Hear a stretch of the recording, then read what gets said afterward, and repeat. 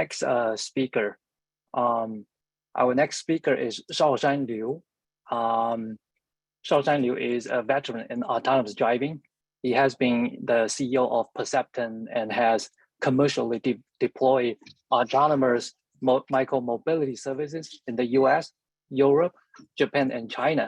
He is also the Asia chair of IEEE Entrepreneurship and a member of the ACM US Technology Policy Council. Dr. ShaoshanLiu's educational background includes a PhD in computer engineering from UC Irvine and a Master of Public Administration from Harvard Kennedy School. Without further ado, I would just hand it over to you, Dr. Liu. Thank you so much. So you guys can see the screen okay? Yeah, I can see All right. So most of the previous speakers focus on specific technology. Today, I'm going to share more of my personal view on the market of IEV, Intelligent Electric Vehicle. So it's I want to remind everybody that it's a personal view, so don't shoot me if you don't like my view. So let's get started. First of all, IEEE Entrepreneurship. I'm speaking using the title today of IEEE Entrepreneurship instead of my own company, for the reason that I think it's a golden era for entrepreneurship this time. We have ChatGPT, we have the IEV revolution, and so on and so forth.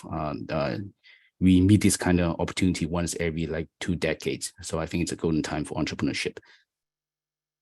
So overview, today I'm gonna cover 3 topics. One is the macro trend. We are not talking about geopolitical issues, but more geoeconomic issues. What are the world market like for IEV? Then I will talk about the role of semiconductors in IEVs. At the end, I will share some of my personal views on the technology trends in the IEV industry that I have observed. And then particularly in the past 2-3 years, I've worked with many major OEMs and examining many markets in this space. And it's quite interesting revolution we are observing today. So I think we are entering the automation age. The capstone of the automation age is actually IEV. But in 2021, the data we got so far, IEV sales, it's only 9% of all vehicles. The main drivers are in the emerging markets, but the manufacturers mainly from China and US. For example, Tesla is sharing 21% of the EV market. China has several major players, including NIO, the talk we just observed from the previous speaker. The market is actually much bigger than what we have imagined before. By the way, I have put in resources here, such as this Forbes article. If you want to dig deeper on these high-level messages, you can always do. Global car sales, 2.86 trillion from sales alone. It's $2.86 trillion. And then you look at the used car market, it's 1.5 trillion. So these 2 numbers alone, it's tremendous. Then you have maintenance services market. That market should not be ignored. You have accessory markets. A lot of people, we are entering the IEV revolution. But there are a lot of opportunities in different vertical markets, such as automotive accessory, insurance, another huge market. Data, I think that's an undervalued market, but it's projected to be $400 billion. There are many interesting ways to use data collected from IEVs. In-car entertainment, if you look at the gaming market today, it's $372 billion, $235 billion. But video streaming, Netflix and so on, in-car, I think that's another potential opportunity. LBS, another undervalued market. It's growing super fast. Autonomous driving package, we've been talking about autonomous driving a lot today. Compared to others, it's fairly small today, but in the future, I believe autonomous driving will be another huge vertical in this whole IEV revolution. But if you combine the number, you look at it and you compare to semiconductor market, you compare it to software market, this is huge. So I want to remind everybody that it's not just the car sales, it's much more than car sales alone. So let's talk about geoeconomics. China, what happened? Why China became a leading player in the market? First of all, I think globalization helped a lot. Since China joined WTO, a lot of Western countries outsourced their manufacturing capability, especially high pollution industries, to overseas, and China became a perfect destination. Therefore, these supply chains, such as the Apple supply chain, different electronic supply chain, brought up companies such ATL, CATL, BYD. So if you look at IEV, the keyword is E, electrification. I think ATL, CATL, BYD, they were the forerunners of the E revolution. They performed very well in electrification. Then that's number one of the formula. Number two of the formula, if you look at government support to boost the IEV consumption since 2010, the central government of China has initiated a consumer subsidy program. It's a huge program that they subsidize 40% of the cost of IEV. So IEV sales grew tremendously in the past decade. So what's the result of that support, government support? Now today, China owns the most sophisticated IEV supply chain. That's on the one hand. On the other hand, it's also the biggest IEV market in the world right now. So the missing formula in that missing component in the equation is technology. So if we, for example, if China's OEMs own the technology, then the chain would be a closed loop, would be complete. So you have all the supply chain, you infuse it with technology, then you have the biggest market. It's a closed loop. So we are in the process of observing that closed loop today. So if we just do a very simple comparison, if we look at the whole IEV market, I want to remind everybody that, especially this article fulfills the point. It's much more than IEV, it's robotics. IEV is the first product, it's very complicated, but all the supply chain technology will spill over or trickle down to the robotic market. I think that's the gold mine. If you think the IEV market size is already huge, like over $4 trillion a year, the robotic market in the future will be even bigger.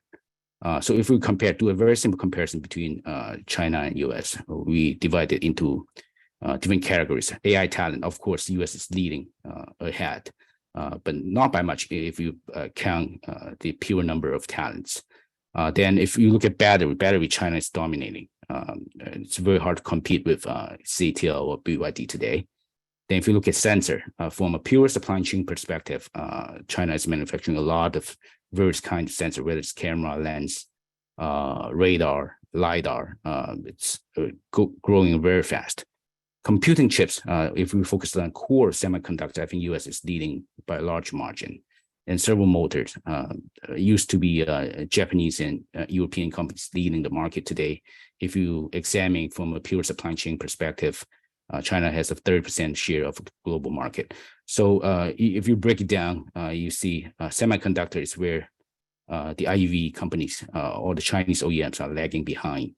That's why they're investing huge amount of resources into these areas in order to form the closed loop. But I think the takeaway point here is that it's a trickle-down supply chain. Whatever we are building for IEV, it's not just IEV, it's robots. I imagine the market size is probably 10 times bigger than the existing car market. What's the result? If you go to China today, you will see, if you wander on the street, you probably will run into a autonomous vehicle such as Baidu and other companies. They're running a lot of L4 services here and there. And then delivery robots, this company called Meituan, they build a lot of delivery robots in order to automate the process of last mile delivery. If you go to a restaurant, very interestingly, there's not many servers or waiters over there to deliver food for you. It's a robot that delivers food for you. If you're in a hotel room, you're thirsty, you want a bottle of water or a newspaper, it's going to be a robot that delivers that piece of newspaper to you. And we're not talking about the future, it's happening today. If you're wandering on Pearl River in Guangzhou, very likely you run into an autonomous drone show, such that in the sky you see these beautiful images formed by a group of drones. So that's already happening. So that's why I project the growth of robotic market would be tremendous in the years to come, especially in China, because they own the supply chain.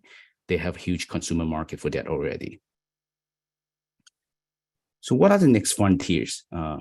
ASEAN market, it's often ignored, but it's huge potential if you look at it. And particularly to IEV, ASEAN, the countries within ASEAN form a closed loop by itself. If you look at Singapore, Singapore is very good at R&D. So they have a lot of talents in the autonomous driving space. Malaysia, probably many people know about it from this audience. It's a major hub in Southeast Asia in ECU and semiconductor manufacturing. Battery, Indonesia is very strong in battery because they have a lot of lithium mines over there.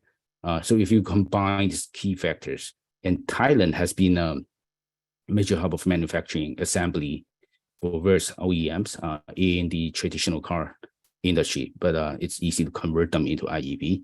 And if you look at the market, they can cover ASEAN market as well as Middle East market. I think the trend is happening. I think NIO is also investing heavily in the market, so as BYD from China. So everybody is looking at the new gold mine, the next phase of growth from these emerging markets. And when they buy cars, most people over there, their first car would be IEV instead of a traditional ICE car. So pay attention to the market when you try to launch products in the IEV space. Then India, of course, if you look at India, examining India today, I think a few months ago, there was news that Apple is moving some of the factories from China to India. The labor is cheaper, there's a booming consumer market, there's an influx of foreign capitals. Whether they can repeat what China has done in the past 2 decades, we'll see, but it's very likely, given their population, they have a huge demographic dividend. Education is very good over there. So if you combine all these factors, besides ASEAN, I think India is next a huge market for IEV manufacturers. And there are not many IEV OEMs over in those regions. That's why the existing OEMs compete fiercely to enter those markets. So that's the macro trend. If you examine it, there are major players in the car market, Volkswagen, GM, a few others. They are converting themselves into the IEV revolution. And there are a lot of emerging Chinese OEMs because they have the supply chain advantage. They have a consumer market advantage. They're very strong. So we will see more and more fierce competition in this market. But what's the role of semiconductors in IEV? I think that's a key question for this audience. And it's a question that all we want to answer through these talks. Let's examine history. I think history can teach us a lot of lessons. So there's an article here. It's a growth of the autonomous machine computing ecosystem driven by semiconductor innovations. But if we examine the previous 2 revolutions, the PC revolution, mobile phone revolution, we learn a lot. So if you look at mobile phone market today, it's about $35.1 billion. If you look at the chip market, the compute chip market alone. But if you look at the ecosystem enabled by those compute chips, it's 23x, 23 times bigger compared to the mobile chip. And then if you look at PC, a similar observation, the PC chip market, $55 billion. But if you look at the ecosystem enabled by the PC chip, it's 16 times. So interestingly, the bigger the semiconductor industry is, the much bigger ecosystem it will enable, potentially between 15, 25 times. If we look at the IEV market today, we hope to see tremendous growth in the semiconductor sector for IEV, for the reason that it will enable a much bigger market behind it. To me, it's a very interesting observation, such that the more we invest in semiconductor innovation, the more possibility we'll bring into the new ecosystem.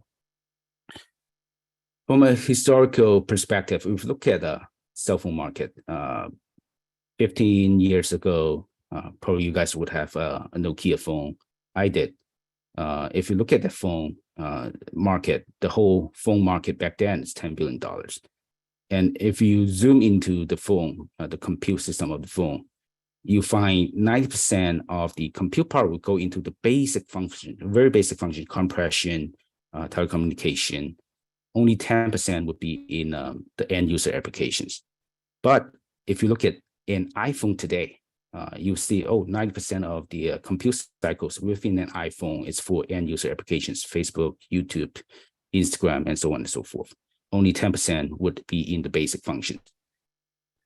But if we look at chips today, right, robotic chips today, we talk about perception, localization, planning, application, and so on.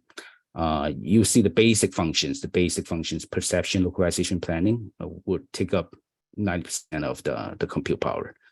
So that will leave about 10% for application. That's very similar to a Nokia phone. What we want to see is that we will have more semiconductor design that compress the basic function to about 20% of the compute power, so that leaving a 80% headroom for meaningful application level computing. With that, we will have a real ecosystem. So my conclusion for this is that the growth of an emerging sector, I call it autonomous machine computing. It's not just IEV, it's autonomous machines, different kind of autonomous machines. Could be drones, could be robots. That will incentivize the semiconductor industry to develop more enabling technologies. And the newly developed enabling technology will in turn boost the growth of the emerging sector. They form a virtuous cycle. So the bigger you grow, the bigger your ecosystem will grow. The bigger your ecosystem grows, they will spend more resources to incentivize your growth. It's like a snowball effect. We are at the very beginning of it.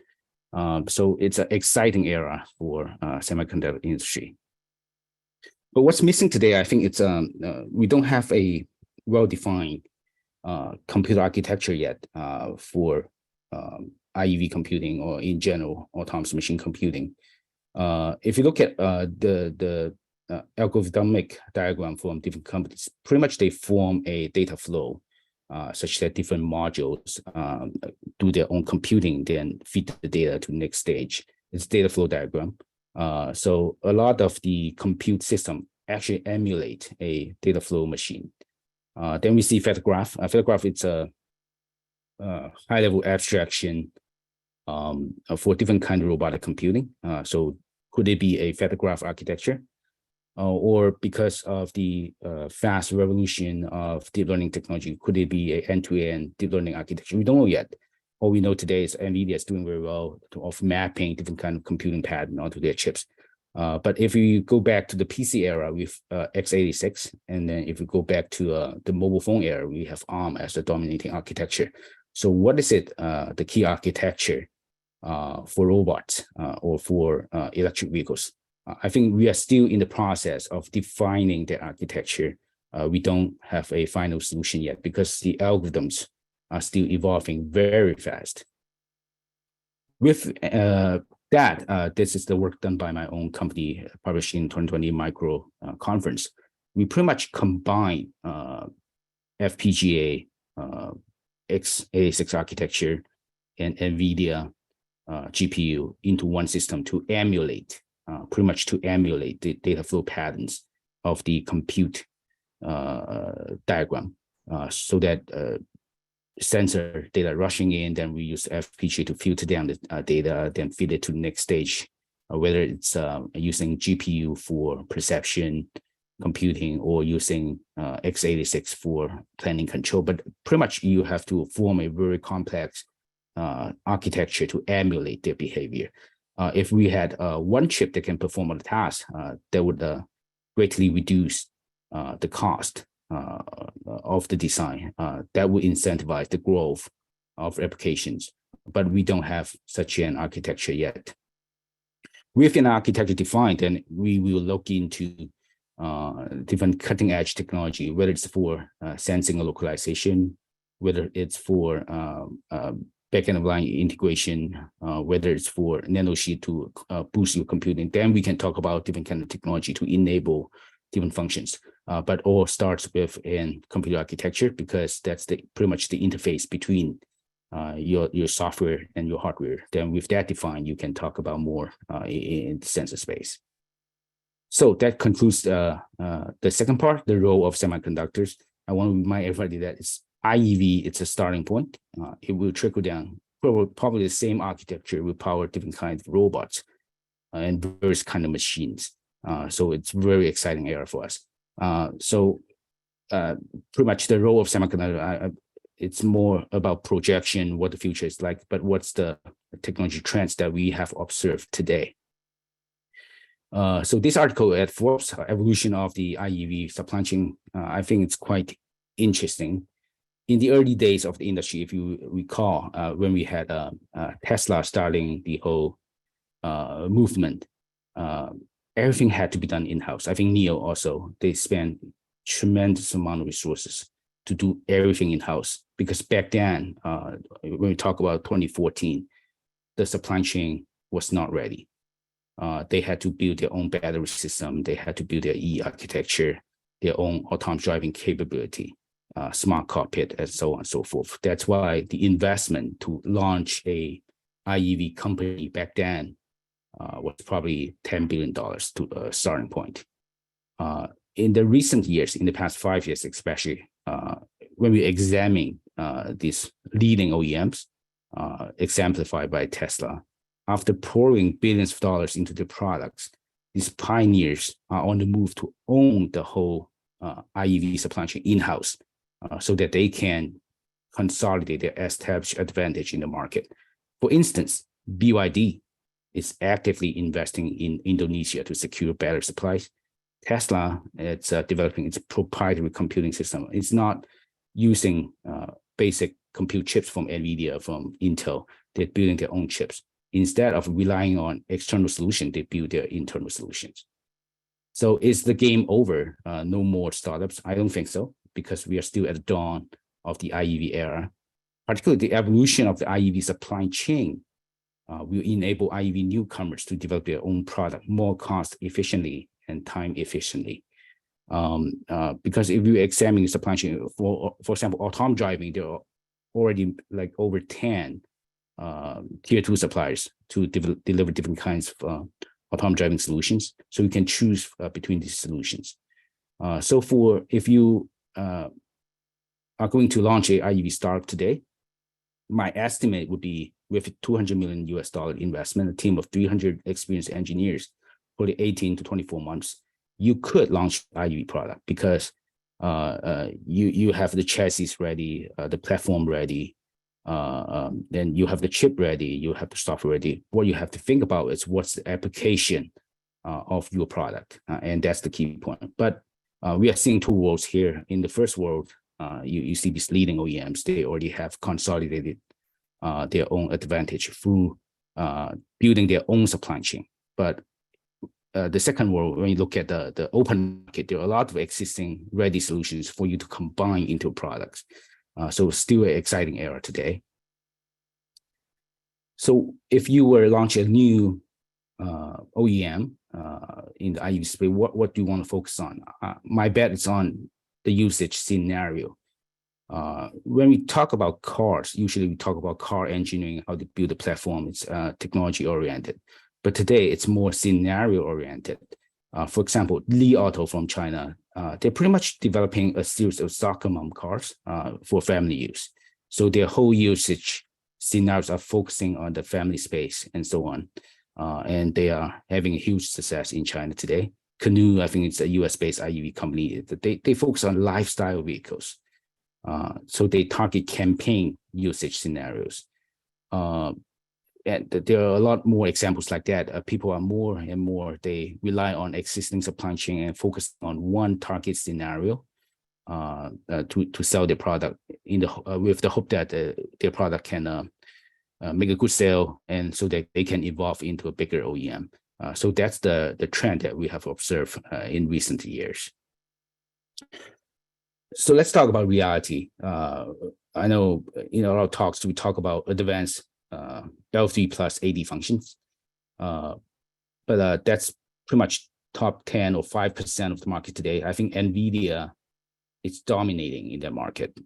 There are two major players in terms of chip design or compute design. Tesla, for one, it's internal, using the Apple model, everything, it's in a closed system. NVIDIA or Orin, I think it's dominated the market. And for other players to enter the market, it would take a while, because it's not just the hardware, it's the software hardware combined ecosystem that you have to enable. For example, there are a lot of tier 2 suppliers working on NVIDIA chips to provide autonomous driving solutions. But we have a long tail. 90% of the OEMs are still developing level 2 ADAS functions. In that market, it's more crowded. We see TI probably dominating the market today, a lot of TDA4. I mean, a lot of solutions are running on TDA4 today, and Mobileye has a fair share of the market, but because their systems are closed, it's very hard to modify their solutions. So many OEMs choose not to use their product because of their closed system, not because of the technology. And then we see newcomers, Horizon Robotics from China. Qualcomm, I think Qualcomm has a golden opportunity here for a reason that if you look at smart cockpit, they have a huge market share in smart cockpit. But for AD, they have a very small market share today. Because they have a very good relationship with many OEMs with the cockpit development, it's fairly easy for them to migrate to consolidate AD into their solutions. But I think we're still in the process of that. AMD, I think eventually they will enter this market. We already see some movement of AMD trying to enter into the car market because they have a very good SoC with strong GPU, with strong CPU computing. So they have a lot of potential. But I would bet they start with the L2 ADAS functions, then migrate into the L3 AD functions, more advanced functions. But I think that's the market landscape, at least from my personal view, that's the market landscape today. But even on semiconductor OEMs, they still have a lot of opportunities in this market because at the beginning of the talk, we already talked about it. It's only 10% of the market share. If you look at the global car market, the penetration rate is growing rapidly. We need more tier 2 suppliers and more semiconductor suppliers in this market. So we are reaching the summary of this talk. 3 takeaway points. IEVs are much more than cars. We are not talking about car making. There are different scenarios, different monetization opportunities, much more than cars.